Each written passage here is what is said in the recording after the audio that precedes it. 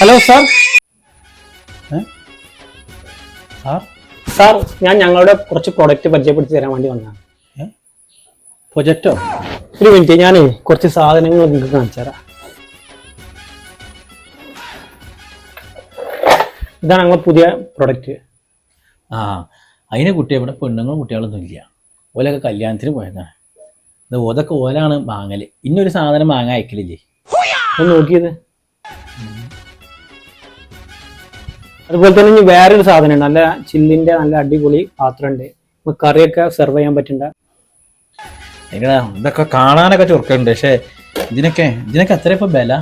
വില വളരെ തുച്ഛം, വെറും 999 രൂപയുള്ളൂ. 999 രൂപ ഇതിനോ? ഇങ്ങനത്തെ എത്ര പാത്രം ഉണ്ട് ഇവിടെ? അതിനൊന്നും അത്ര വില ഇല്ലല്ലോ സാർ.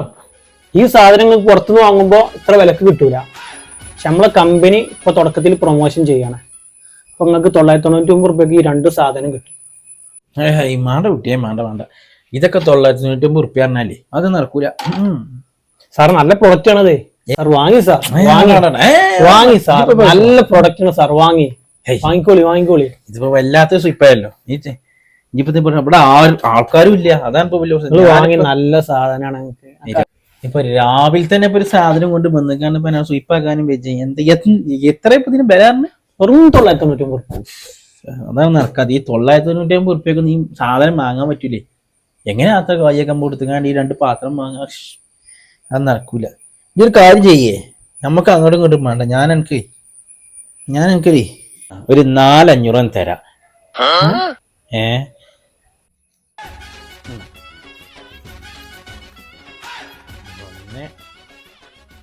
200, 300, 400 അയിമതി പൊരുത്തപ്പോരാണെങ്കിൽ എനിക്ക് സാധനം അവിടെ വെച്ചുകൊണ്ട് പോയിക്കോ. Thank you sir. സാറേ ഞാൻ പൊരുത്തപ്പെട്ടു. ഹലോ, അങ്ങനെയാണ്. ഈറൊന്നും വെക്കണ്ട. അതിന് മനസ്സിലൊന്നും കേതൊന്നും വേണ്ട. ഞമ്മക്ക് ഇന്നെ കൊണ്ട് വെക്കുള്ളൂ. അതിനോണ്ടാ കേട്ടോ. ആയിക്കോട്ടെ. അല്ല അത്ര തോനെ കായ് നിൽക്കാൻ നമ്മളെ കൊണ്ട് വാങ്ങാൻ പറ്റൂല. ആയിക്കോട്ടെ, എന്നാ പോട്ടെ സാറേ. ആയിക്കോട്ടെ.